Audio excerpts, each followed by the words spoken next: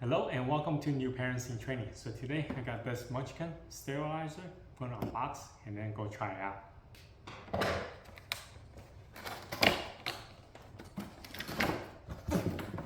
I have the manual instruction. Oh, they actually have a parenting podcast now.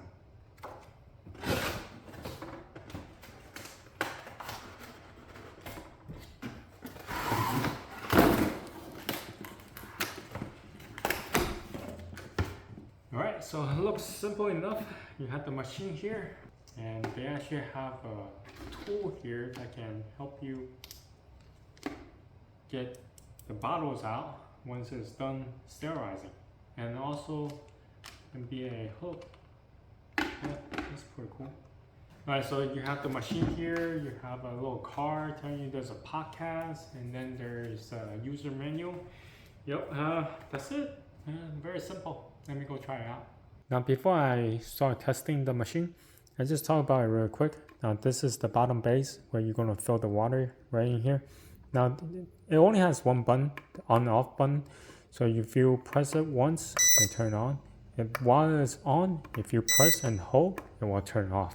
On the bottom where the cable is, you can actually roll the access cable up. It has opening here so you can pull the cable out. So yeah, it's quite convenient. Once you're done using it, you can store it away with less cable running loose. Anyway, so here is the top. Here is the basket. Now, as I showed you a little earlier, this tongue can come right out with a squeeze. So if you don't need to use it, you can just put it in and it will be hanging like this, or you can put it in like so, but I think it's better this way. Now as far as for the tray, if you don't need to use it, you can actually put it right underneath the top.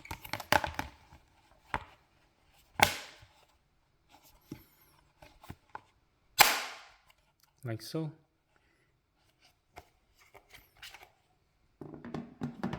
So now you can still sanitize it or sterilize it, but without the tray inside, especially when you are trying to do tall bottles. Alright, next let's talk about how many bottles that you can fit inside this basket. Now according to the manual instruction, it's supposed to be able to fit 9 standard bottles in here. If it's wide bottle, it can fit 6.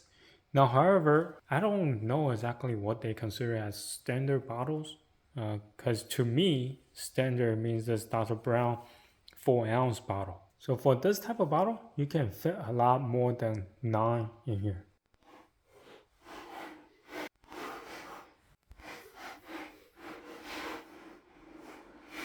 Now I was able to place 14 of this Dr. Brown 4-ounce bottle in here with still a little wiggle room. You can also put the accessory down in here or on top of the basket as well. Oh, mind you, this is only for me to demonstrate how many bottles you can fit in here. But technically, you're supposed to have the opening upside down like that. So not the opening on top, because the steam had to go inside the bottle. According to the instruction, with all the bottles underneath, you can put the tray on top of it. And at the same time, you can actually place the wine bottles on top as well. However, when I'm testing this, I don't think that it can do so. All right, so I have here the Komotomo. Now, as you can see, it's kind of sticking out. Now, if I try to close it, it's not going to close. So I had to kind of push it down, but yeah, see, there's a little gap here. So it's not going to fit. And the Komotomo is in terms of the bottle, this is the shortest that I have. As far as for other wine bottles, such as Evan, it's sticking out even more. So definitely not gonna work. Alright, just in case you think that the bottles was getting away, this is the tray inside the basket without any bottle underneath. Let's try that again. See, it's still sticking up. Yeah, I'm not gonna be able to close the lid. Oh, maybe toward the center. No, but there's still a little bit of gap here. That's for the short bottles and the wide bottles. What about the tall bottles, right? So for tall bottles, obviously this tray you have to take out because it's not gonna fit. So I don't have that many tall bottles, and this is how many I can fit in here. Let's see if they're able to close. Nope, not gonna be able to close with the tray up. So yeah, you need to put the tray away. All right, so now let's do the test to sanitize. And as you can see here, look at the amount of stuff I can fit in here. Yeah, if you go through a lot of bottles, this might be a good fit because it can hold a lot. Anyway, so you need 160 ml of distilled water. It's preferred to use distilled water since it is less likely that you will develop a scalding problem. Distilled water. But if you don't have it, you can still use the regular water, but eventually there will be a layer of mineral that will develop on top of the metal plate here. Then you have to do some descalding down the road. So anyway, pour the 160 in here. Now there is a marking here, 160. I think it's just to the inner ring here, this portion. Alright, so once the water been filled, put the basket on top. Put the tray inside the basket. And close it. So press this once for it to start. So it will run 6 minutes to sterilize and then 10 minutes of cool down. I just want to see how long it actually going to take. But you don't need a timer. It will just does its thing and then it's just going to stop by itself.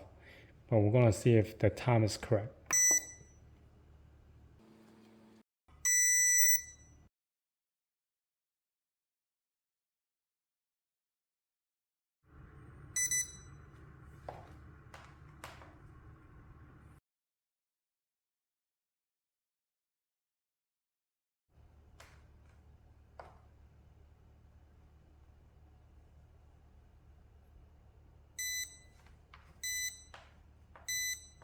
So now the machine is finished. It's really hot to the touch. So just let it be for another 20 minutes before you remove it and remove all the stuff inside. Now while I was testing it, the stopwatch was telling me the sterilizing part ran for 6 minutes and 30 seconds or so. And then the machine will beep and the sterilizing part will stop and then the cooling part will start. Now when the cooling part is starting, the light on the side will pulse to indicating that it is doing the cool down. The cool down lasts for 10 minutes. And so the whole process took 16 minutes and 30 seconds. Now my final thought about this machine. If you have a lot of bottles and parts need to sterilize on a daily basis, this is the perfect one to go. Now the downside with it is that it does not do any drying. Okay, so make sure that when you are done with it, you have to take all the parts out and then dry them. So this is my review of the Munchkin bottle sterilizer. If you have any questions, comment down below. Until next time, bye.